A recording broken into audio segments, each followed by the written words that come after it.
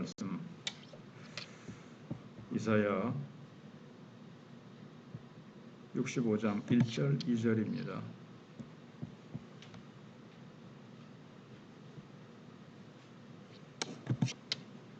나는 나를 구하지 아니하던 자에게 물음을 받았으며 나를 찾지 아니하던 자에게 찾아냄이 되었으며 내 이름을 부르지 아니하던 나라에 내가 여기 있노라 내가 여기 있노라 하였노라. 내가 종일 손을 펴서 자기 생각을 따라 옳지 않은 길을 걸어가는 패역한 백성들을 불렀나니. 아멘.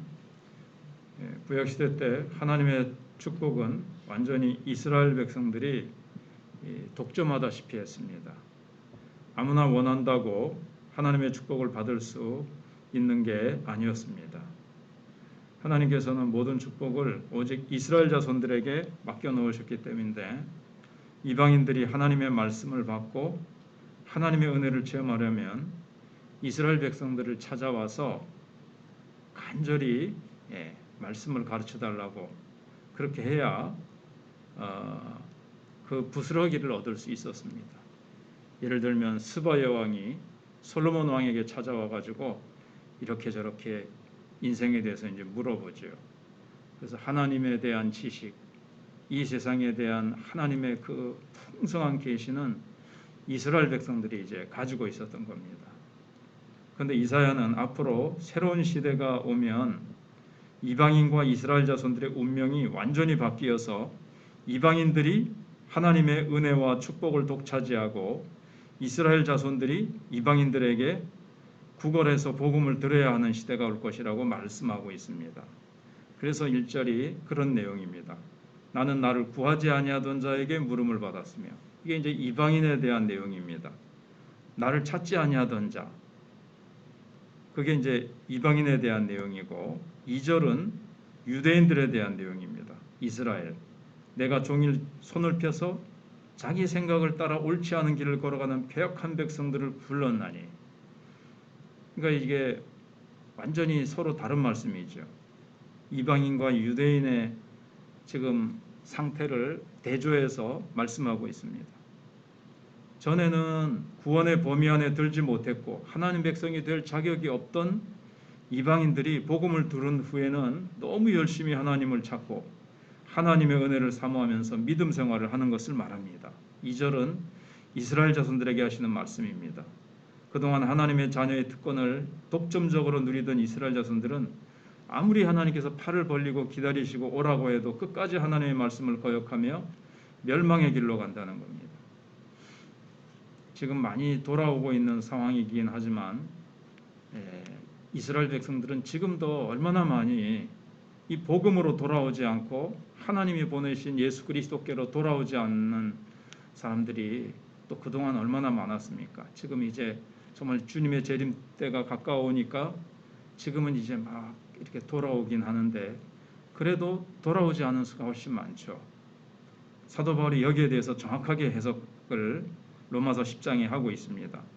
또한 이사야가 매우 담대하여 이르되 내가 구하지 아니하는 자들에게 찾은 바 되고 내게 문의하지 아니하는 자들에게 나타났노라 하였고 이스라엘을 대하여 가라사대 순종치 아니하고 거스려 말하는 백성에게 내가 종일 내 손을 벌렸노라 하셨느니라. 이 말씀을 그대로 인용하다시피 한 거죠. 사도 바울이 복음을 전하면서 발견한 것이 이겁니다.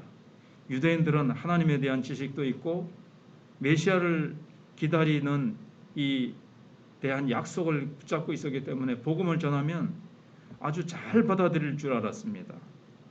스펀지가 물을 빨아들이듯이 아멘으로 복음을 받아들일 줄 알았습니다.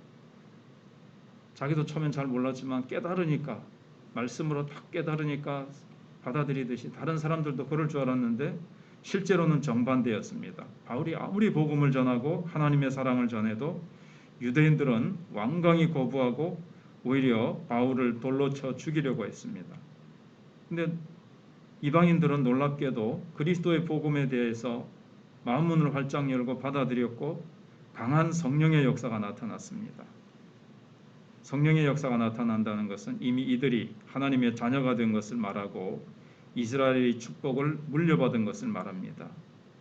그래서 예수님께서 여러 가지 비유를 통해서 하나님의 부르심을 먼저 받은 이스라엘 백성들이 순종치 아니함으로 버림을 당하고, 그 대표적인 비유가 왕의 잔치 비유죠. 어떤 왕이 왕자의 결혼식을 위하여 잔치를 하는데 초청받은 자들이 모두 여러 가지 핑계를 대면서 잔치에 오지 않는 겁니다. 소를 샀다, 밭을 보러 나가야 된다, 장가 갔다 뭐 이러면서 다 오지 않는 겁니다. 너무 교만해서 자기들이 거부하면 왕이 쩔쩔맬 줄 알았습니다. 그러자 왕은 거리에 나가서 원래 초청받지 않았던 장애인이나 보잘것없는 사람들을 다 초청해서 잔치를 채웠죠. 먼저 초청을 받은 자들이 우리가 잘 알고 있듯이 유대인들, 그 다음에 뒤에 길거리에 장애인이나 보잘것없는 사람들은 이방인, 원래 초청받을 자격이 없던 자들이 잔치 자리를 차지하게 되고, 원래 잔치 자리에 와야 될 자격이 있는 유대인들은 버림당하고. 근데 거기서 중요한 건 이제 예복을 입었느냐 안 입었느냐죠. 인간적으로 아무리 가까운 위치에 있다 하더라도 예복을 입지 않으면 못 들어옵니다. 쫓겨납니다.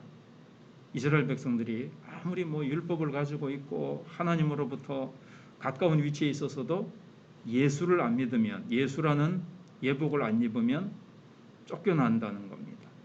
이방인들은 하나님과 멀리 떨어져 있었습니다. 그러나 하나님이 보내신 예수 그리스도를 영접하고 예수라는 예복을 입었기 때문에 그들은 먼저 천국에 들어가게 되는 겁니다. 그래서 신약시대의 큰 축복이 뭐냐 하면은 굳게 닫혀 있었던 이 복음의 문이 모든 인류에게 활짝 열린 겁니다. 그런데 사실은 이 굳게 닫혀 있었던 것이 아니라 원래부터 하나님께서 구약도 자세히 읽어보면 하나님의 원래 계획은 이스라엘이나 이방 백성이나 누구나 할 것 없이 다 구원하려는 계획이 있었던 겁니다. 그런데 이방인들이 이제 이 구원 안에 들어오기 위해서 더 적극적으로 뛰어들었죠. 하나님의 말씀을 듣기를 원하고 막 살려고 더 애썼습니다. 스로보니게 여인이라든가 이런 사람들이 특별히 더 그렇죠. 얼마나 하나님께 기도하면서 하나님의 은혜를 구하고 축복을 사모했는지 모릅니다. 그래서 세례 요한의 때부터 지금까지 천국은 침노를 당하나니 침노하는 자는 빼앗느니라 이렇게 말씀을 하셨습니다. 침노당한다는 것은 이제 막 엄청난 무리들이 때를 지어서 천국으로 이제 막 들어오게 된다는 겁니다.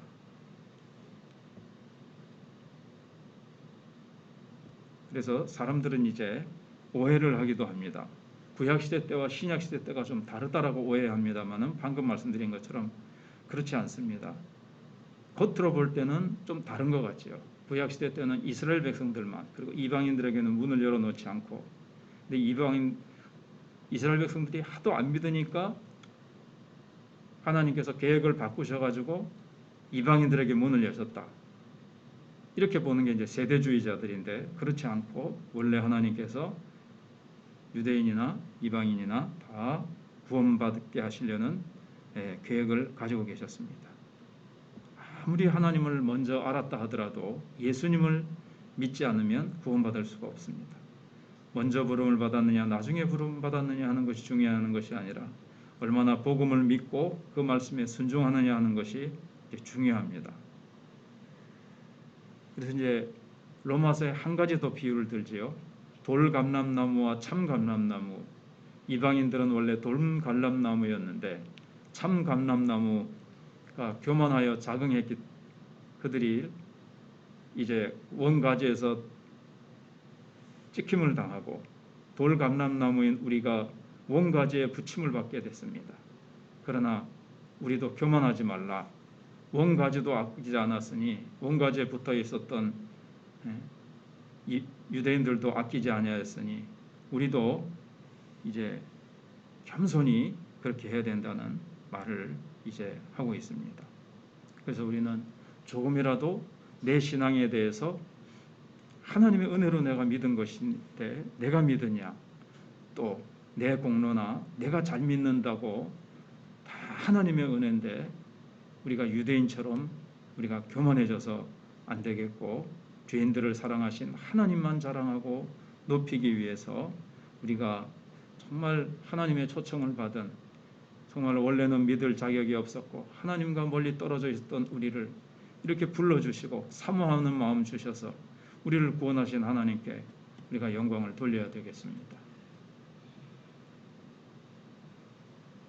오래 믿다 보면 이제 이 감격이 사라지고 내가 잘나서 내가 원래 믿어야 됐던 것처럼 유대인처럼 되기가 쉽습니다. 유대인화, 이스라엘처럼. 그래서 오래된 신앙, 오래된 교회가 생명력을 잃고 감격을 잃기가 쉽다는 것. 그리고 이렇게 믿는 집의 자녀가 어릴 때부터 다니다 보니까 이스라엘 사람들과 같은 현상을 나타내기도 쉽다는 것. 그런데 핍박받으면서 불신자의 가정에서 나오는 아이들이 이상하게 또 신앙을, 다 그런 것은 아니지만 또 이렇게 가지고, 이런 현상을, 원래 신앙을 가져야 될 자들이 신앙을 가지지 못하고 이스라엘 백성들처럼 신앙을 가지기 어려운 상황에 있는 그런 자들이 신앙을 가지고 열심히 주의 나라의 주역이 되는 그런 모습들을 우리가 보면서 우리는 항상 겸손히 주님 앞에 기도하고 우리가 겸손히 주님의 은혜를 구해야 될 것입니다.